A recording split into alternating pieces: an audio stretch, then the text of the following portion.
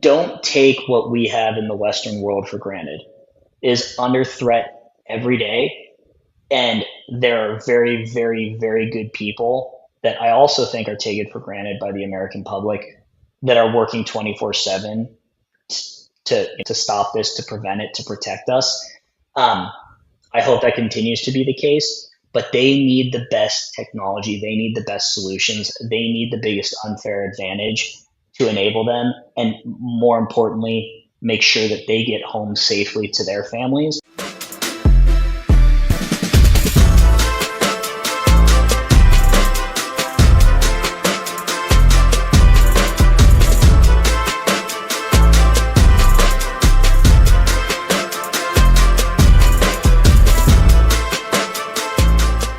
Welcome to another episode of The Executive. For those joining for the first time, this is a weekly podcast where we interview some of the best founders, investors, and operators on their life lessons and advice on how to make it at the highest level.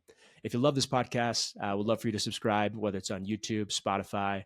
We also have a mailing list that you can just add your email in at theexecutive.io.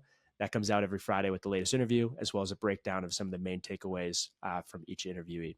This week, really excited to have someone on who is a thought leader in the aerospace industry and defense. And when I asked a founder what the reputation of him was, he said that when he invests, others follow, which I thought was just such a great compliment. So without further ado, today we are joined by Jackson Moses, who is the founder and managing partner of Silent Ventures, an early stage fund focused on investing in aerospace and defense, as well as national security focused companies.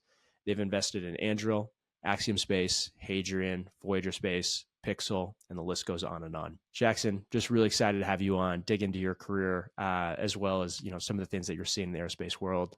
And so excited to have you on. Thanks for joining. Yeah, appreciate you having me. Well, we got a lot to talk about in aerospace, defense, national security. But before we dive into everything you're doing with Silent Ventures, tell us a little bit about your background, going all the way back to the Cisco days. Going all the way back to the Cisco days. Well, was lucky enough to attend UC Berkeley and study out there.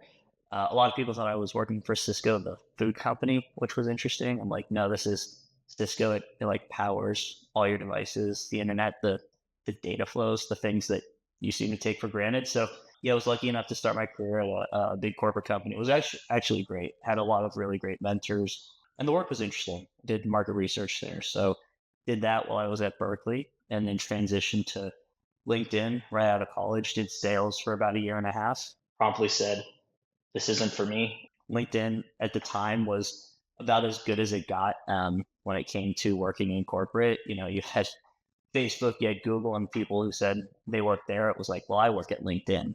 So my internal analysis was, if this is as good as it gets in the private sector at a big company, I don't know if I'm going to be able to do this for 30 to 40 years. So left within a month, raised money for an AI company. That was kind of funny because I did not graduate Berkeley as a technologist. So I had some very good people. What was your degree?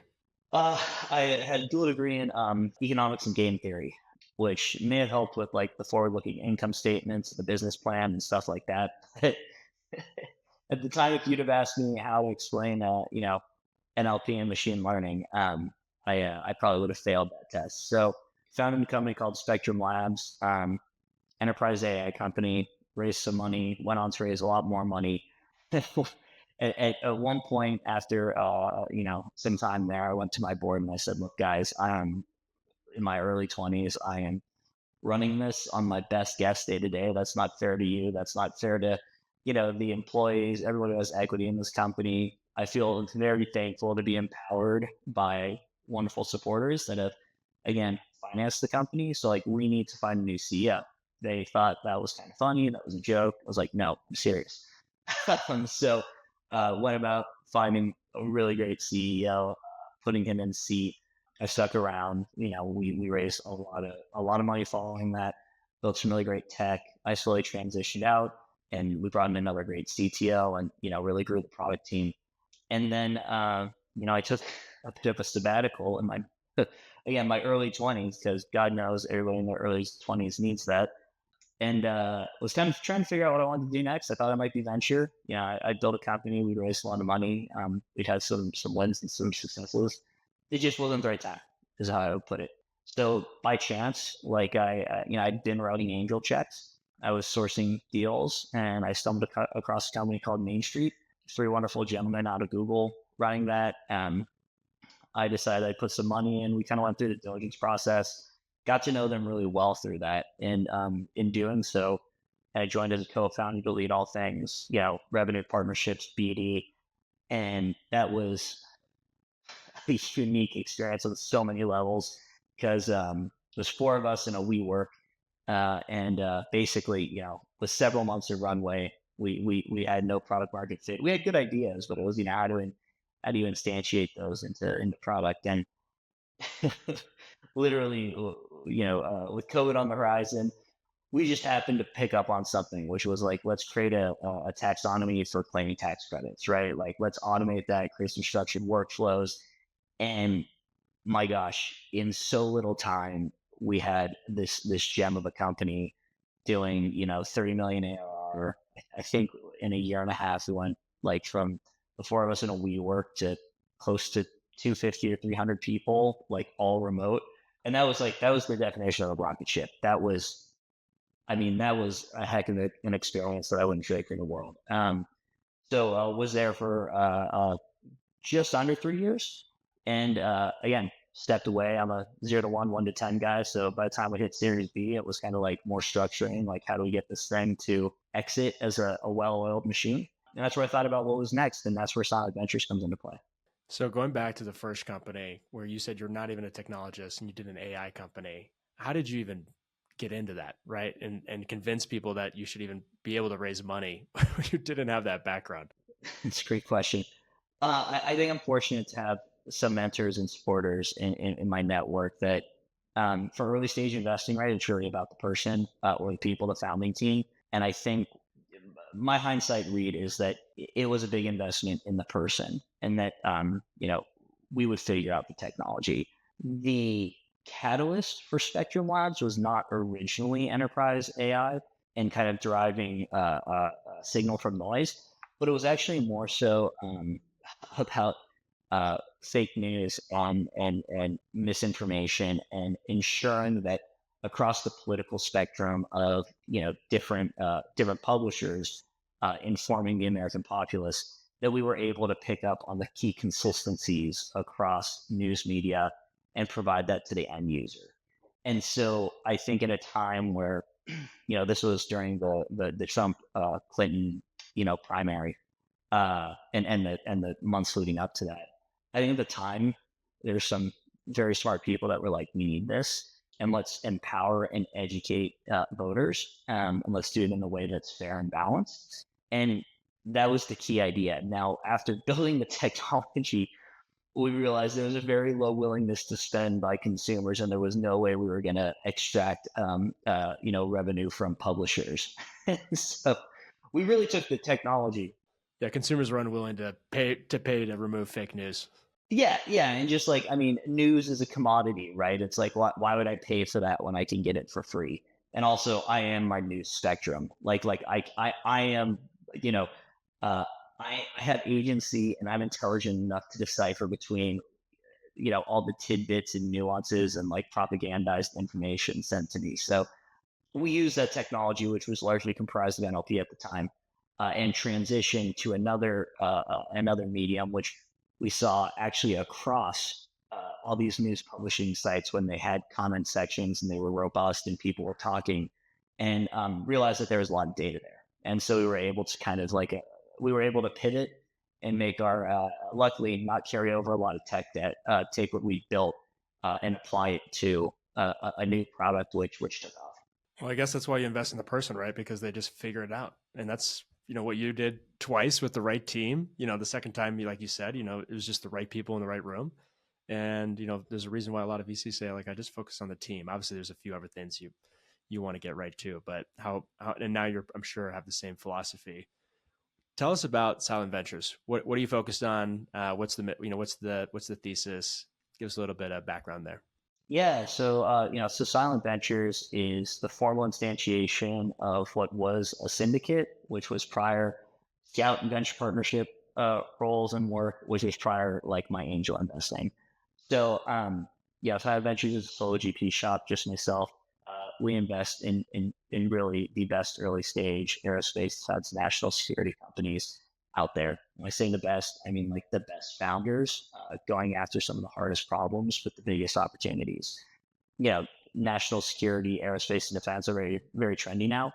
There are many, many verticals within them. We select a few of them and we specialize there. I mean, I'm by no means a generalist. I don't touch what I don't know. And so Fund One, Fund One kicked off in earnest last year, early last year around this time. We've been deploying capital since. Our investments are performing very well. We'll be moving towards a Fund Two in 2025.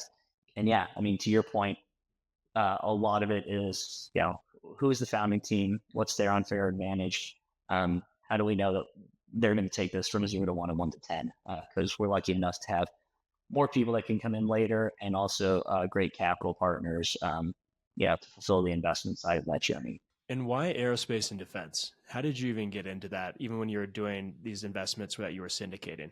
That was a long journey dating back to my time at Spectrum. So that's, again, 7-8 years ago is I knew at some point in my life that I would want to do something private equity venture. I knew that I wanted to enable and support founders that were insane enough to, enter like the founder's journey. Like by no means is you have to be maniacal to willingly undertake this option. I think it was Musk that said, building a company is like chewing glass and walking on hot coals at the same time. And it's the most accurate statement I've ever heard. So when you have really great people that want to build things of substance, things of meaning, I think capital should be readily available to them. So getting back to my days at Spectrum, I was like, okay, this is what I want to do long term. I definitely need a track record and I need to know what I'm investing in because I'm not going to do this as a generalist, right? I don't have a brand and I don't have hundreds of millions of dollars to just kind of, scattershot, spray and pray and only need 1 or 2 of those to work out. So I started writing angel checks as a generalist into people I believed in. And where the alpha was being generated on paper more quickly and at greater scale than elsewhere was aerospace and defense. And this was back in the days where you couldn't give VCs $10 to invest $1 in these companies. So I think I also really enjoyed the challenge of working with just fantastic founders who didn't care. They're going to bring this thing to life one way or another. And so jointly, it was just an incredible, time to be alive. Although again, it was only years ago, and I wasn't fighting gravity again. So, aerospace and defense. Who didn't grow up wanting to be an astronaut, right? Who hasn't looked up at the stars and said like, wow, like we are so small, like what's going on up there? And who hasn't experienced the tumult and the serious volatility of the geopolitical world that we live in now. So it was something new. It was something that was not cool, not trendy at the time. There's a lot of upside, a lot of friction, but at the end of the day, this was the other thing, is a lot of capital, in my opinion, a lot of private dollars go to things that don't matter. They could disappear tomorrow and no one would notice. Innovating at the 10th standard deviation in enterprise SaaS means nothing to me. It's great that people do that. It's great that people fund that. It's great that people make money from that. But that's really fringe marginal utility. Like we hadn't even, established the mean, the average with defense tech. And it was something that was so clear. Like you got trillions and trillions of dollars in the Western world that are dedicated to defense, and it's not going anywhere. The CAGR is pretty significant. And if we look at just large incumbents that, I don't like this word, but you need disrupted, otherwise that Western values are at risk. Like pair the best people in the United States with that problem, and you should get really good outcomes. Innovation is our global competitive advantage. We have an absolute advantage there. And so that's why I stumbled my way into aerospace and defense and just never looked back. Yeah, Palantir's CEO, Alex Karp, talks about that a lot. investing in things that matter, working on things that actually matter, right? And he's a controversial figure, but I think he's so right on that. And a quote that I found in an article when you invest in a company that I thought described you guys really well was, you said, at Silent Ventures, we invest in operators building complex things to solve hard problems that actually matter. We invest in exceptional people building products that border on science fiction. We support concepts that are so uniquely impactful that their absence would fundamentally hinder humanity, right? Like, that's Silent Ventures, I think, in a nutshell, right? In a nutshell, like that is the thesis, that is the ethos, that is exactly that's the problems that we're looking at. Those are the builders that we are backing, and that's what I believe most people that are not tourists in aerospace and defense in that sec are looking for as well. Yeah, and how did you? Because you've helped source quite a few deals for A16Z, 8VC, a lot of really recognizable VCs that have been around for a long time. How did you build domain expertise in this? Because as I mentioned in the intro, one founder told me when I asked about your reputation is he said, "When Jackson invests, others follow." So how did you build such good domain expertise? Well, I guess I'll have to ask you the name of that founder after and send he or she $100 Venmo. Yeah, building out the domain expertise. I think it goes back to my time at Spectrum. So I didn't know anything about AI. I just knew that there was a problem that I wanted to solve, and the correct application or approach to solving that problem was with AI. And so if I'm not learning every day, I get really, really bored. I think that's probably true for most people. And that's what happened at LinkedIn. Sales is it's kind of a monotonous process. Once you get the script and playbook down, it's like, you're just automatic, and then you're kind of absent. So at Spectrum, I had the good fortune of working with people who are way smarter than me. And every day it was just, hey, tell me about this. I got to learn this. And people being like, you're the CEO, you got to know this. I'm like, yeah, well, let's get on the same page. So at the time I was, I left Spectrum, I was quite proficient in what we knew then as kind of foundational AI. I think the same is true of aerospace and defense. Like when, if you're taking the approach of investing in fantastic people, solving hard problems, okay, it's not rocket science to be like, okay, one, really smart people don't go after small opportunities with, where there's, zero demand and we're going to waste everyone's time. And they tend to go after big problems with big dollar amounts attached to them. But then, getting into the actual science, the research, to your point, like how do you become technically proficient? That was just something, again, that started years and years ago when I realized, hey, this is the area that I can compete in. And it came mostly from working really closely with founders who had the true domain expertise, right? And aggregating and collecting those data points and then establishing the patterns in areas that were of interest to me and that I myself can understand and go deeper in. So you can read really great books. You can read defense articles, defense publishers. You can read the NDAA every year, right? Like you can, if you take the time and you sit down, yeah, a lot of this stuff is small print. It's unenjoyable to read, but just like anything, like if you love it, you research it to death and you learn more and more. And then you meet with others who are smarter than you across agencies, across the political spectrum, across the founder spectrum, across the investor spectrum, and you really build out that knowledge base. And I think the reason I've been fortunate enough to work with, folks like ABC is they're not only philosophically aligned, but they have really smart people working there too. And if I bring an investment to them or they share an investment with me, it is a very collaborative kind of informative discussion that ensues. And we're both better for it. And we both learn from that kind of process.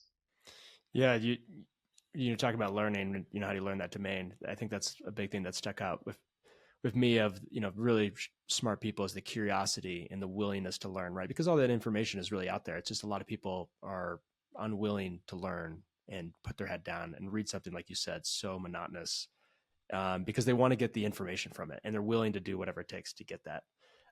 But because you were talking about doing investments with venture firms like AVC, when you're looking at these companies, for sure the founding team is so key, and the team is a big focus. But what else grabs your eye? What are you looking for in these investments? Yeah, that's an excellent question. So, I think the reason that a specialization is required here, and you see some very large generalist funds kind of running experiments with partners to see if they can wrap their heads around aerospace and defense in a short time frame. And that's not in a pejorative manner. Like literally, it's taken me years and years to figure this out. Is contracting, navigating DoD. If you're not investing in 99% founders in this world, really those startups aren't going to work out. And it's unfortunate because there's a playbook to do SaaS. There's a playbook to do fintech. There's a playbook to do health tech. And you can take pretty good people and enable them, support them, and turn them into very successful entrepreneurs in those realms. That's not the case in defense tech. Now, it really depends if you're building a dual use or single use type defense company. I tend to think that that verbiage, those words, that business plan thought is kind of overused and overhyped. But if the founding team is not comprised of somebody extremely technically proficient, like PhD, I want to say it needs to be Caltech or something, but PhD, right, in thermodynamics, right, or a similar field, going after a hardware problem, then you're already behind. And if you don't have a CEO that say maybe has a business development and government affairs background that can bring on government relations individuals, their own head of BD for navigating Congress, DoD, and all the adjacent industries, not industries, agencies, then you're really probably not going to make it, because the North Star of every defense tech company is a program of record. It's not these SIVers, it's not these STITers, right? It's not StratFis, TACFis, and a lot of other contracting vehicles that we see. If you talk to the good folks over at Anduril, like they literally map every product that they build or they intend to build to a program of record, right? And how they're tracking. You need adults who understand that. And it is not a trivial thing to understand government contracting at all, let alone how to navigate DoD, let alone how to build a network of connections within the Pentagon. And so that's really what I look for. Because again, the spend is there. To a degree, it's very transparent. You can literally read these line items. Special interests exist. You can lobby for your own line items. And if you're building, again, something that matters, that addresses a clear pain point in the U.S. defense apparatus or a bottleneck, then you probably have some type of product market fit.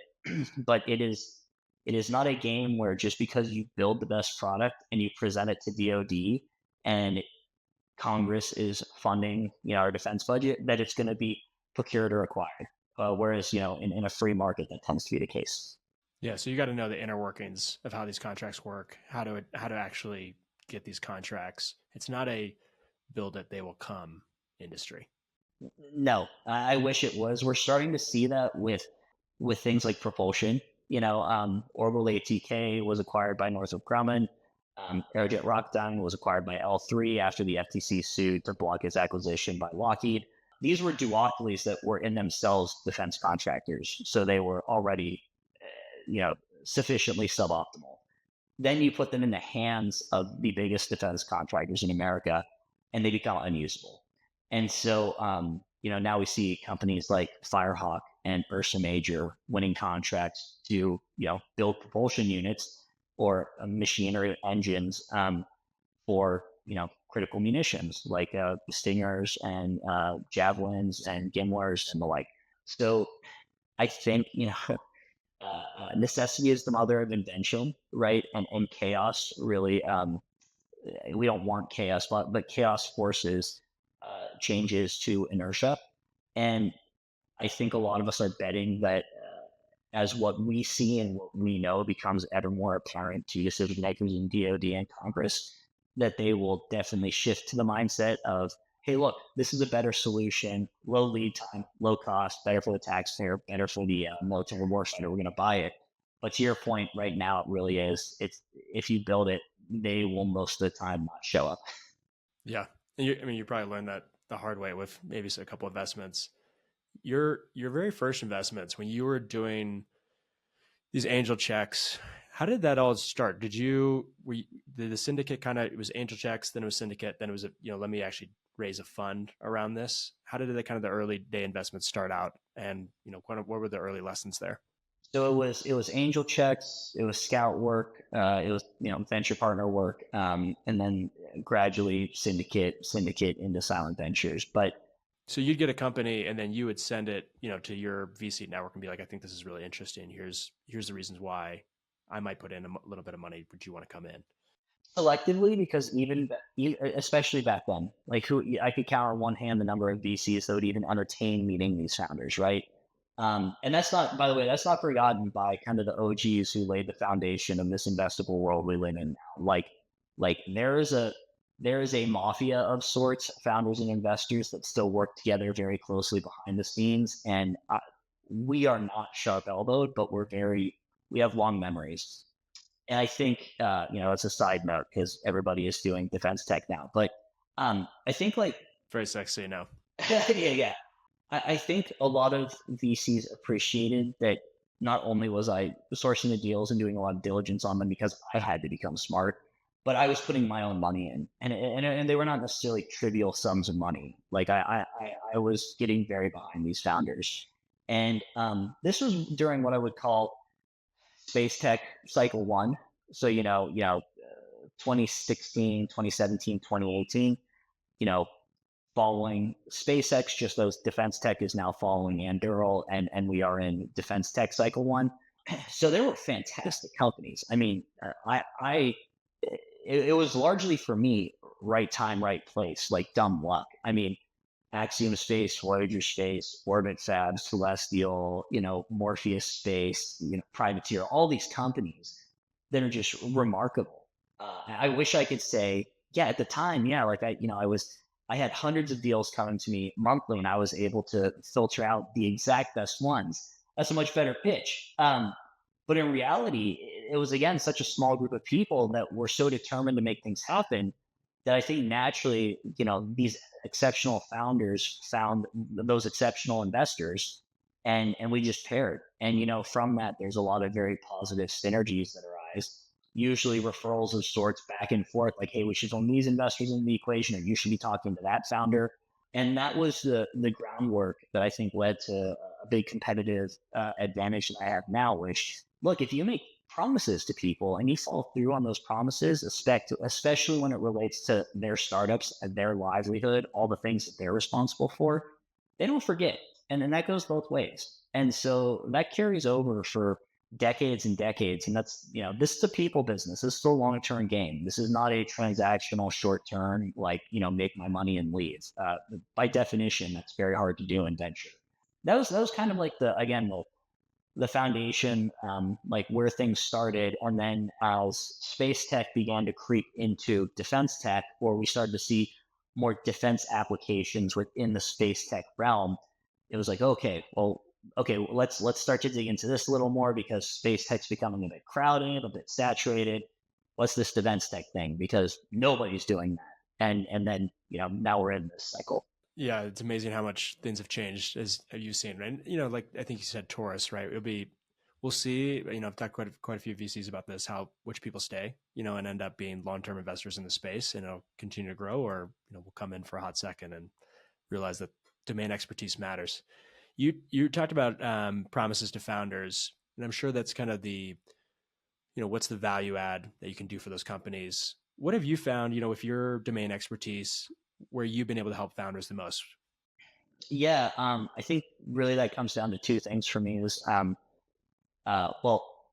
as that one founder so kindly stated, a Jackson and Silent Ventures is a very good quote unquote signal for bigger brands. And so there is a reputational component, right? But the reputation stems from being a good investor, knowing what you know and knowing what you don't know. And so I don't make promises to people that I can't follow through on, right? I think a lot of people do out of the goodness of their heart. But when again, you're building a startup, like that's a lot of risk to take on. And if you don't follow through, that can create some really systemic problems. For myself, I think it really is two things, is that having built two companies and luckily having exited one of those companies really well, Spectrum was acquired, 6 to 8 months ago. I might have my time frame off a little bit, but after a long journey, and it was largely worth it for everyone, right?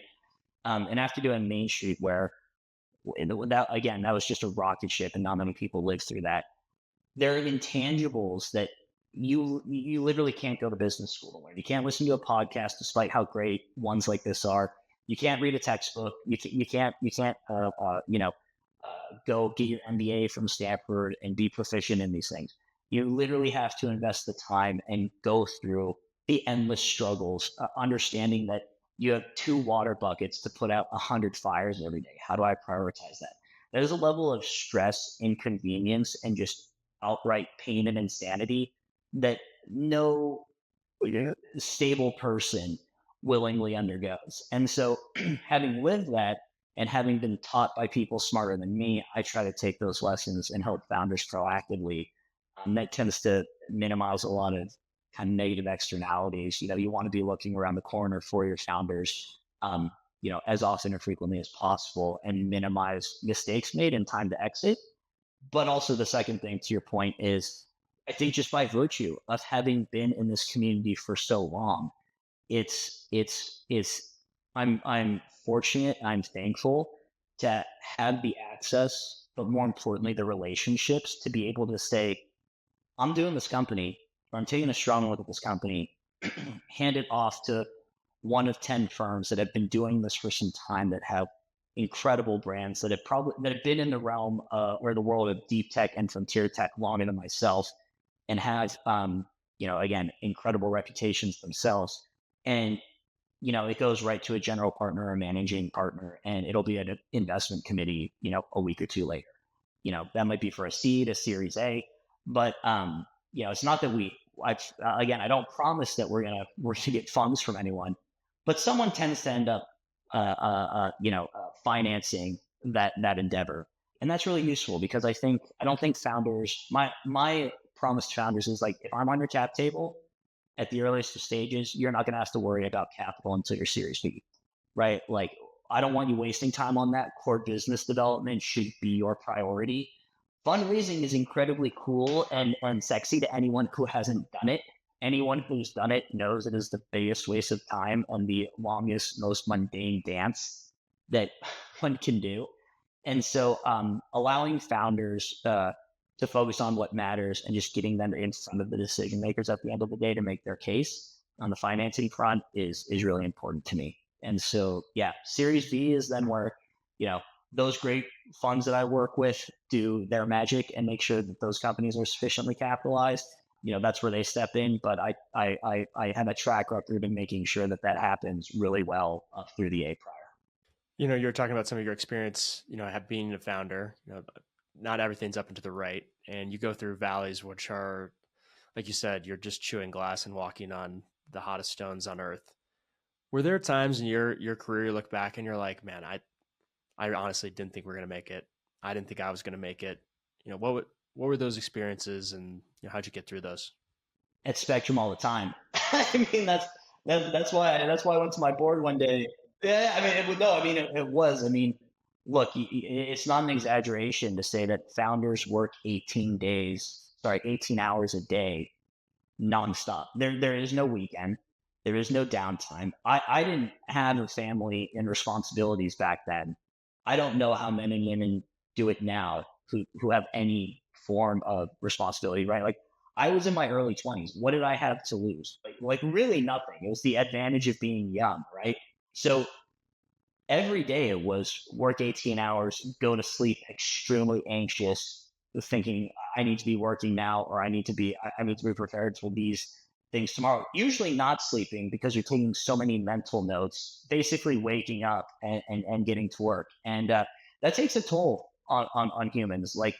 There's a reason that we look the way we do after we've been through the grinder. Now look, it's a perverse journey that any founder will tell you I'll experience again and again and again until I die. And that's a unique individual. That's what makes it fun. And any founder that's done anything of substance knows what I'm talking about. But look, I think, in full disclosure, Spectrum, if I didn't have, the investors and the board that I did at the time, 100% would have driven that company off a cliff on several occasions, right? But again, when you have angels that have invested in startups for a long time, are technically proficient, and have exited billions of dollars of their own companies, that's an unfair advantage in and of itself. So I could have killed Spectrum by mistake, but other people kept me from doing so, with decades and decades of wisdom. Same thing is true of MainStreet. MainStreet was a much easier journey for me. I took everything that I'd learned and that I knew from Spectrum, and then obviously interfacing with so many founders and investors to MainStreet. But like I said, we got to a point where, one of our co-founders was like, I'm going to take out a line of credit on my home, right? We're like, no, you don't do that. If we can't figure this out with a year of capital, but that's the founder mentality. Yeah, the level of stress is not worth it for anyone. It's too much. No, so but I would really say like Spectrum, I made a huge number of mistakes, even the ones that weren't going to be driving us off a cliff, and that's fine. I'm comfortable saying that, and I'm better for it, right? Acknowledging your shortcomings, learning from them, allows you to be a much more successful person moving forward. You should never make the same mistake twice, right? So, I had those those periods all the time. Well, it's interesting. I saw an entrepreneur talking, and they're like, there's this now rhetoric of to get the most outcome, you got to do your, 2-hour meditation in the morning with your ice bath, then this therapy, then that therapy. He's like, those are entrepreneurs that have already made it, right? They're working, 8-10 hours a day. They already have a huge team. They've already, delegated a ton of the work. He's like, the reality is that's them on the other side. When they were actually doing the work in the early stages, they were working, sleep, working. Like the minute they woke up, he's like, I was trying to minimize the amount of time between when I woke up and when I actually started working. He's like, that's the reality of it. And he's like, unfortunately now there's this huge rhetoric of 3-4 hours of this amazing time in the morning before you even start work, which is just not the reality for most founders. No, I think a lot of that is just talked up hype. I would speculate that it's largely untrue most of the time. And I would say that as an investor, if I ever saw a CEO or became privy to a CEO engaged in that routine, I would immediately be inquiring and probably looking for another CEO. You're like, you get one ice bath because it's 10 minutes. That's it. Yeah. I mean, and it could be right. These could be, I never grew a company into a pre-IPO company, but I don't imagine things get easier necessarily. There's more structure. You have recurring revenue channels. You have different product and business lines, etc. But now you have a whole nother level of stress of not just making sure something worked, with tens of millions of dollars at the early stage, but obviously, bringing that to exit and realizing some form of gains. So, I guess maybe that was a popular talking point in 2020 and 2021, where it was always like, I just call up an investor and I have another $50 million of, equity in my bank account. But that's definitely can always raise more cash. Yeah, that's definitely not the case when it comes to any CEOs I work with in the defense tech world. Well, you do work with a lot of founders. I'm sure you've seen what works. What are the very best founders do? What is that? What do you see the very best founders focus on, and what makes them so great? I think the very best founders are similarities that really cover persistence, resilience, and curiosity. that usually leads them in the right direction. I think if you speak to any founder or any investor, resilience tends to be a big part of the equation, because you are on an emotional roller coaster ride where the only thing that might eclipse the highest highs of succeeding in a startup is maybe the birth of a daughter or son, right? Not to say your marriage isn't important, but you can be in a euphoric state and just, riding on, cloud nine one day, and then you can be at the lowest of lows that no one else understands the next. And that's just absolutely insane. I've gone through those feelings plenty of times. You get comfortable with being uncomfortable, I think, is what I derive from that. And the best founders have their operating MO, right? They have their skill set, their expertise that tends to span decades. They know what to build if you're investing in the right founders. And I think aside from that, there's a level of, like, some of the best leadership qualities are actually discussing the difficulties of building something from scratch with your team, with your immediate team. Now, obviously, you have gated information flows as you get larger and larger, because you don't want your staff to think everything is on fire. But I think being vulnerable to a degree is really useful, because some people have just a totally incorrect assumption of what it is to be a CEO. And you're on the phone with investors all day. Like, isn't that great? Like, you're constantly traveling. Isn't that great? You're being put up negotiating contracts. Yeah, you're up at the Four Seasons and you're getting drinks after a short day with sales prospects. It's like, none of that is true. And if you are, then it's usually for something that's materialized over the span of 2 years that you've been agonizing over. And so that's what I look for, is like a level of empathy, because startups are hard. You have to account for your employees and their well-being. You don't want to push them to the point of burning out, but you do want to push them much harder than they would be working at a corporate job. A level of vulnerability in discussing, to a degree, your shortcomings, areas of improvement for yourself. Coachability, being able to take constructive feedback and not react emotionally, but actually internalizing it, registering it, and actioning it. And then, just like a relentless drive, ambition, a tenacity, grit that usually allows you to overcome, things that require resilience and are defined by persistence. That's what I see across, the founder set that I invest in. And it sounds like you embody that, right? Like, that's Silent Ventures too. You're like, I have the same grit. Like, I'm willing to do, whatever it takes. Cause like, you can get lucky once on investment. But your track record speaks, for itself, that you didn't get lucky once. You continue to invest in great companies.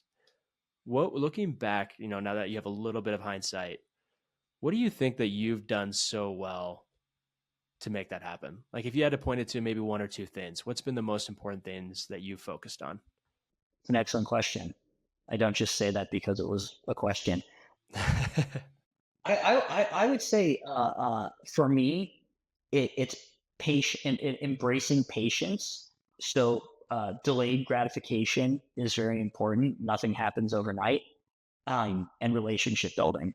Everybody says that. Any pitch you take, whether you're an LP, whether you're an investor, whether you're a founder hearing an investor pitch themselves, everybody says that, but very few people actually embody and practice it. And for myself, again, I could have gotten involved in venture way earlier, but it probably would have been as an associate, and I would have had to climb the ladder over 20 years, and I would have hated it. Yeah. You almost didn't feel like you were ready. I was ready, but I was not ready. The funds that I would have worked for were not ready for me, because I would have wanted to do anything the way that I wanted to do it. And my personal board of directors, my mentors made that very clear to me. Like, you could go do this. You're going to leave in 8 months, or you're going to get fired because you're going to, piss them off, and you're going to hate it. And so taking the wisdom of people who've been there before and using that not to prolong my process purposely, but actually shortcut it over the long run, I think has been a key factor. So that gets back to like just patience, listening, and learning. But then, look, you can do this job and Sure, you can get lucky once, twice. You can get lucky a ton of times. The financial aspect of this job is obviously quite lucrative and rewarding when done right. But again, it becomes transactional and monotonous. These are champagne problems. But if you're focused purely on that aspect, what are you actually getting out of it in the day to day? Like, I want to make people better. I want others to make me better. And I want to, in conjunction with other investors and with incredible founders, make the Western world a better place. And so that to me, it all comes back to relationships. And if a deal is not for me, it's probably for someone else. I can facilitate that intro, right? If a really great company is about to go over the edge because they've made some strategic mistakes, then like, how do we proactively plan against that? Because it would be absolutely terrible for company X to disappear. And again, like, I just get back to learning every day. I know a fraction of a fraction of a fraction of a percent of what I'll ever know, right? And I would like to get that up incrementally, but that's going to take a lifetime. And how can you do that? You really can only do that by meeting people that are smarter or differently versed than you. And so this is a relationships driven game. And my North Star is, 20, 30 years from now, sitting on a beach with a pina colada with everybody that I've ever worked with, be they founder or co-investor, and enjoying and celebrating the successes we've had jointly, and that would make me happy.